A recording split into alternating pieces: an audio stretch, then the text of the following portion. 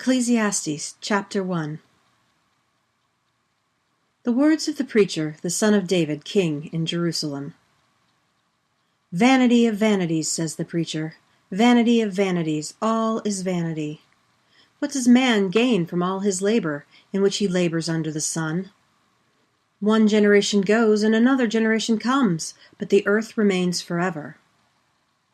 The sun also rises, and the sun goes down, and hurries to its place where it rises. The wind goes towards the south, and turns around to the north. It turns around continually as it goes, and the wind returns again to its courses. All the rivers run into the sea, yet the sea is not full. To the place where the river flows, there they flow again. All things are full of weariness beyond uttering. The eye is not satisfied with seeing, nor the ear filled with hearing. That which has been is that which shall be, and that which has been done is that which shall be done, and there is no new thing under the sun. Is there a thing of which it may be said, "Behold, this is new"? It has been long ago, in the ages which were before us. There is no memory of the former, neither shall be any memory of the latter that are to come, among those that shall come after. I, the preacher, was king over Israel in Jerusalem. I applied my heart to seek and search out by wisdom concerning all that is done under the sky. It is a heavy burden that God has given to the sons of men to be afflicted with. I have seen all the works that are done under the sun, and behold, all is vanity and a chasing after the wind. That which is crooked can't be made straight, and that which is lacking can't be counted.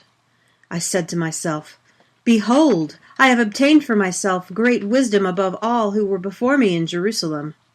Yes, my heart had great experience of wisdom and knowledge. I applied my heart to know wisdom and to know madness and folly. I perceived that this is also chasing after the wind. For in much wisdom is much grief, and he who increases knowledge increases sorrow. Ecclesiastes, chapter 2. I said in my heart, "Come now, I will test you with mirth, therefore enjoy pleasure." And behold, this also was vanity. I said of laughter, "It is foolishness," and of mirth, "What does it accomplish?" I searched in my heart how to cheer my flesh with wine, my heart yet guiding me with wisdom, and how to lay hold of folly, until I might see what it was good for the sons of men that they should do under heaven all the days of their lives. I made myself great works. I built myself houses. I planted myself vineyards. I made myself gardens and parks, and I planted trees in them of all kinds of fruit. I made myself pools of water, to water from it the forest where the trees were reared. I bought male servants and female servants, and had servants born in my house. I also had great possessions of herds and flocks above all who were before me in Jerusalem. I also gathered silver and gold for myself, and the treasures of kings and of the provinces. I got myself male and female singers, and the delights of the sons of men, musical instruments, and that of all sorts. So I was great, and increased more than all who were before me in Jerusalem. My wisdom also remained with me. Whatever my eyes desired, I didn't keep from them. I didn't withhold my heart from any joy, for my heart rejoiced because of all my labor, and this was my portion from all my labor. Then I looked at all the works that my hands had worked, and at the labor that I had labored to do, and behold, all was vanity, and a chasing after the wind, and there was no profit under the sun. I turned myself to consider wisdom, madness, and folly. For what can the king's successor do? Just that which has been done long ago. Then I saw that wisdom excels folly as far as light excels darkness. The wise man's eyes are in his head, and the fool walks in darkness. And yet I perceived that one event happens to them all.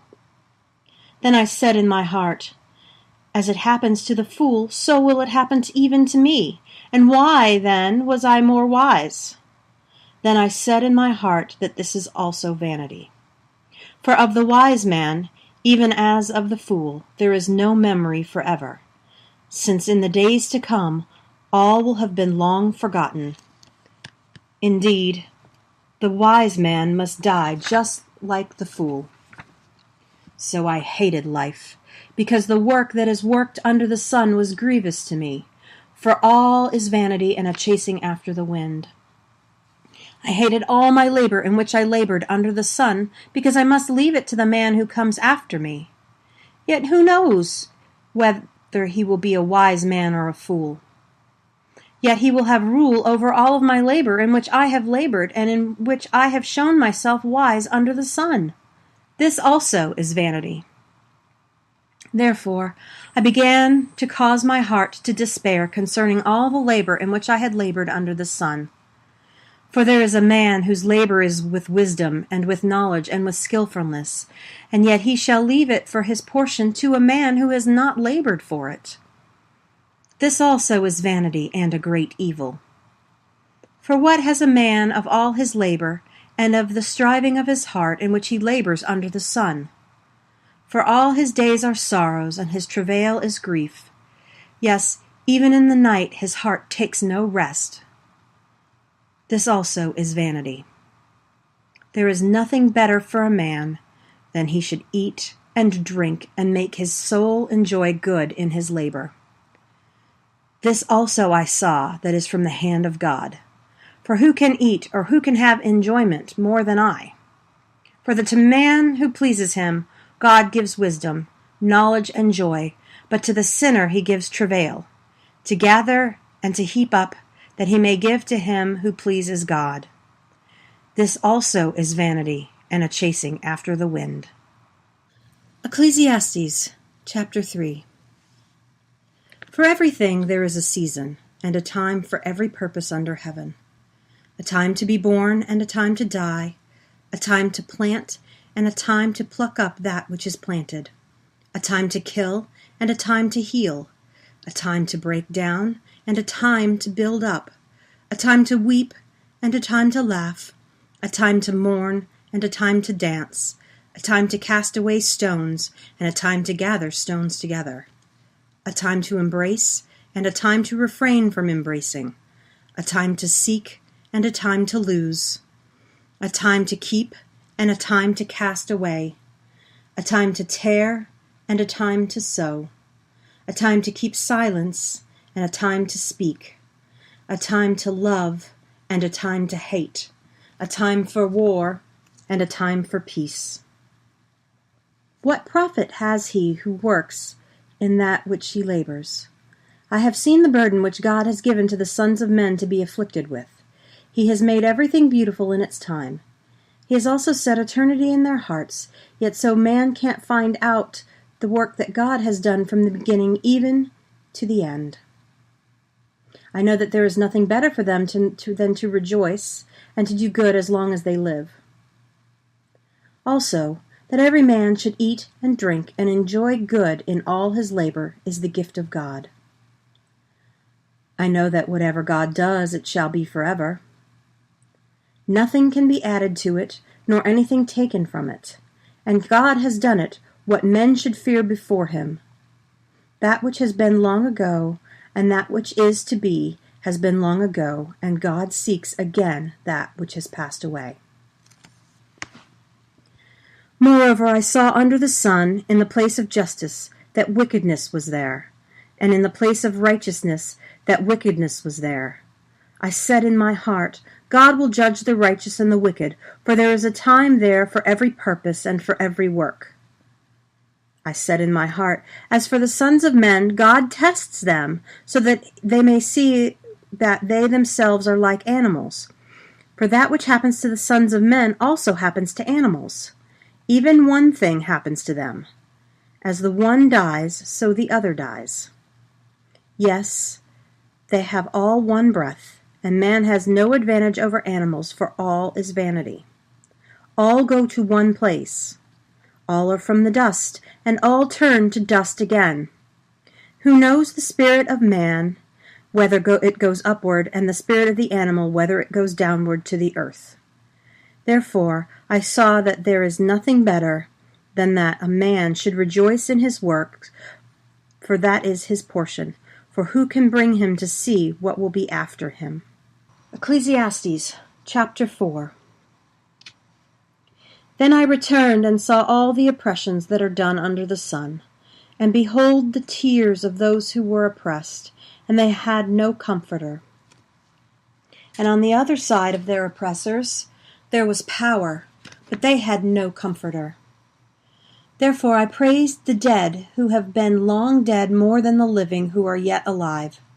Yes, better than them both is him who has not yet been, who has not seen the evil work that is done under the sun. Then I saw all the labor and achievement that is the envy of man's neighbor. This also is a vanity and a striving after the wind. The fool folds his hands together and ruins himself. Better is a handful with quietness than 2 handfuls with labor and chasing after wind. Then I returned and saw vanity under the sun. There is one who is alone, and he has neither son nor brother. There is no end to all of his labor, neither are his eyes satisfied with wealth. For whom then do I labor and deprive my soul of enjoyment? This also is vanity. Yes, it is a miserable business. 2 are better than 1, because they have a good reward for their labor. For if they fall, the one will lift up his fellow. But woe to him who is alone when he falls and doesn't have another to lift him up. Again, if 2 lie together, then they have warmth. But how can one keep warm alone?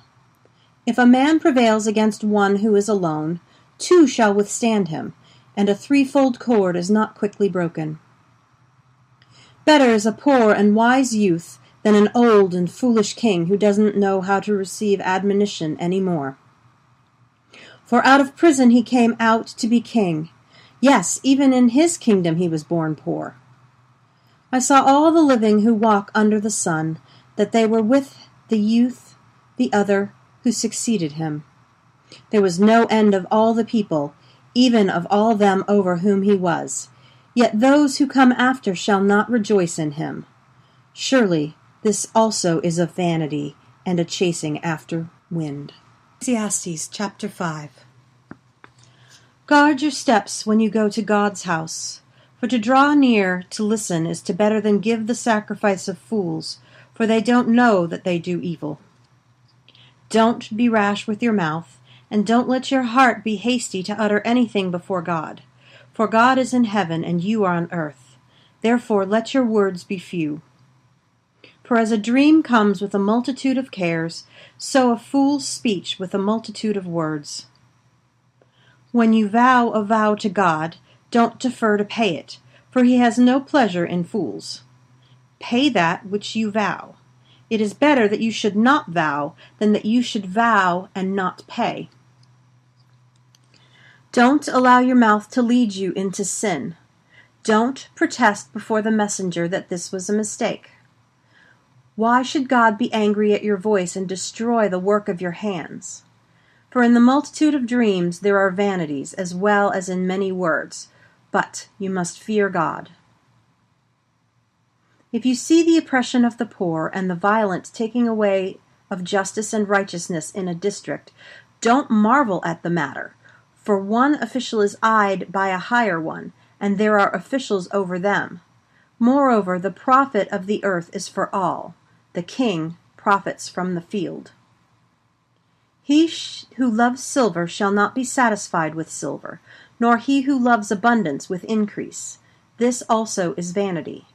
When goods increase, those who eat them are increased. And what advantage is there to the owner except to feast on them with his eyes? The sleep of laboring man is sweet, whether he eats little or much, but the abundance of the rich will not allow him to sleep. There is a grievous evil which I have seen under the sun, wealth kept by its owner to his harm. Those riches perish by misfortune, and if he has fathered a son, there is nothing in his hand. As he came out of his mother's womb, naked shall he go again as he came, and shall take nothing for his labor, which he may carry away in his hand. This also is a grievous evil, in that all points as he came, so shall he go. And what profit does he have who labors for the wind? All his days he also eats in darkness. He is frustrated, and has sickness and wrath. Behold, that which I have seen to be good and proper is for one to eat and drink and enjoy the good in all his labor, in which he labors under the sun, all the days of his life which God has given him, for this is his portion. Every man also to whom God has given riches and wealth, and has given him power to eat of it, and to take his portion, and to rejoice in his labor, this is the gift of God. For he shall not often reflect on the days of his life, because God occupies him with the joy of his heart. Ecclesiastes chapter 6. There is an evil which I have seen under the sun, and it is heavy on men. A man to whom God gives riches, wealth, and honor, so that he lacks nothing for his soul of all that he desires, yet God gives him no power to eat of it, but an alien eats it. This is vanity, and it is an evil disease. If a man fathers 100 children, and lives many years, so that the days of his years are many, but his soul is not filled with good, and moreover he has no burial, I say that a stillborn child is better than he. For it comes in vanity and departs in darkness, and its name is covered with darkness. Moreover, it has not seen the sun nor known it. This has rest rather than the other. Yes, though he live 1,000 years twice told, and yet fails to enjoy good, don't all go to one place? All the labor of man is for his mouth, and yet the appetite is not filled. For what advantage has the wise more than the fool? What has the poor man that knows how to walk before the living? Better is the sight of the eyes than the wandering of the desire. This also is vanity, and a chasing after the wind. Whatever has been, its name was given long ago, and it is known what man is. Neither can he contend with him who is mightier than he. For there are many words that create vanity. What does that profit man? For who knows what is good for man in life, all the days of his vain life, which he spends like a shadow? For who can tell a man what will be after him under the sun?